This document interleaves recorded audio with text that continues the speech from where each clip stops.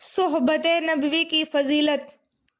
امام صافی رحمۃ اللہ علیہ سے کسی نے سوال پوچھا کہ حضرت سیدنا امیر معاویہ رضی اللہ تعالیٰ عنہ کا درجہ بڑا ہے یا عمر بن عبدالعزیز رحمۃ اللہ علیہ کا؟ عمر بن عبدالعزیز رحمۃ اللہ علیہ وعد کے دور کے تھے، عادل خلیفہ تھے، جبکہ حضرت امیر معاویہ رضی اللہ تعالیٰ عنہ کے زمانے میں بڑی لڑائیاں رہی اور انہی جنگوں کی وجہ سے حالات پرامن نہ تھے۔ اس لیے اس آدمی نے ان دو شخصیتوں کے بارے میں سوال کیا۔ امام شافعی رحمۃ اللہ علیہ نے ایک جواب دیا جو سونے کی روشنائی سے لکھنے کے قابل ہے۔ فرمایا، جب حضرت امیر معاویہ رضی اللہ تعالیٰ عنہ نبی اکرم صلی اللہ علیہ وسلم کے ہمراہ جہاد کے لیے نکلے اور ان کے گھوڑے کے نتنوں میں جو گرد و مٹی جا پڑی، عمر عبدالعزیز رحمۃ اللہ علیہ سے اس مٹی کا رتبہ بھی بڑھا ہے۔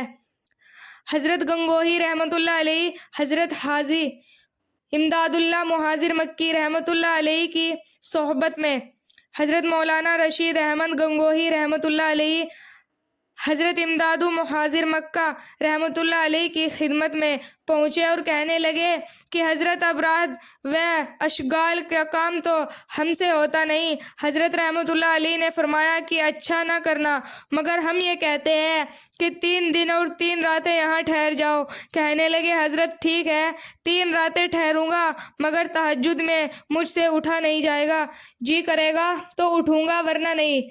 حضرت حاجی صاحب رحمۃ اللہ علیہ نے فرمایا، یہ بھی ٹھیک ہے۔ شاگرد کو فرمایا کہ رشید احمد کی چارپائی میری چارپائی کے قریب ڈال دینا۔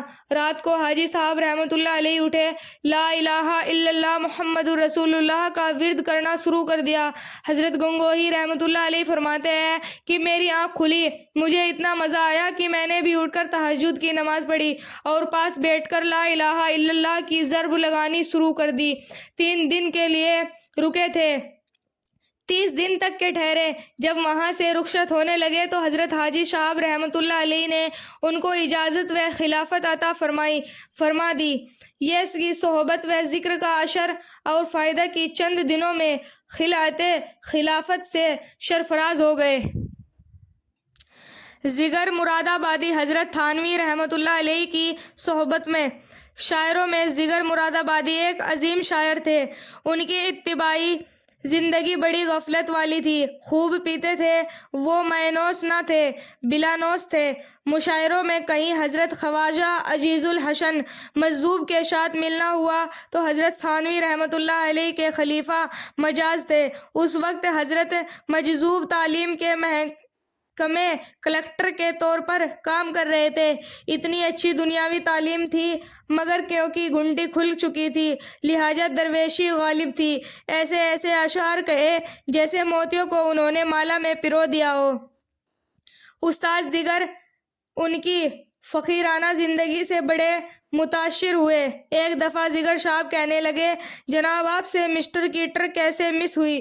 انہوں نے کہا، تھانہ بھون جا کر۔ جگر صاحب نے کہا، کبھی میں بھی جاؤں گا۔ حضرت نے فرمایا، بہت اچھا۔ اب حضرت خواجہ عزیز الحسن مجذوب رحمۃ اللہ علیہ نے محنت کرنا شروع کر دی، صادقین کی صحبت کے بارے میں تفصیلات بتانا شروع کر دی۔ ایک دفعہ انہوں نے پوچھا، سنائیے حضرت، کیا حال ہے؟ حضرت خواجہ صاحب رحمۃ اللہ علیہ نے عجیب اشعار سنا دیے۔ فرمایا، پینشن ہو گئی ہے، کیا بات ہے اپنی، اب دن بھی اپنا اور رات بھی اپنی، اب اور ہی کچھ میرے دن رات کا عالم ہر وقت ہی رہتا ہے ملاقات کا عالم۔ جب انہوں نے یہ اشعار سنے تو دل میں سوچنے لگے کہ ان کے دل میں محبت الہی بھری ہوئی ہے تو ان کے شیخ کے دل کا عالم کیا ہوگا۔ لہٰذا کہنے لگے، تھانہ بھون جو جاؤں گا، لیکن میری ایک شرط ہے۔ فرمایا، وہ کون سی؟ کہنے لگے کہ وہاں جا کر بھی پیوں گا، یہ میری عادت ہے، اسے چھوڑ نہیں سکتا۔ حضرت مجذوب رحمۃ اللہ علیہ نے فرمایا، میں حضرت سے پوچھوں گا۔ پیر و مرشد کی خدمت میں حاضر ہو کر پوچھا کہ حضرت، ایک بندہ بڑے کام کا ہے، آنا بھی چاہتا ہے، مگر شرط لگاتا ہے کہ یہاں آ کر بھی پیوں گا۔ حضرت نے فرمایا، بھائی، خانقاہ عوامی جگہ ہے، یہاں پر تو اس بات کی اجازت نہیں دی جا سکتی، کیونکہ شراب تو گناہ کی چیز ہے، البتہ میں اسے اپنے گھر میں مہمان کی حیثیت سے ٹھہرا لوں گا، کیونکہ مہمان کو اپنی ہر عادت پوری کرنے کی اجازت ہے، کافر کو بھی مہمان بنا سکتے ہیں۔ لہٰذا جگر صاحب وہاں تیار ہو کر پہنچ گئے۔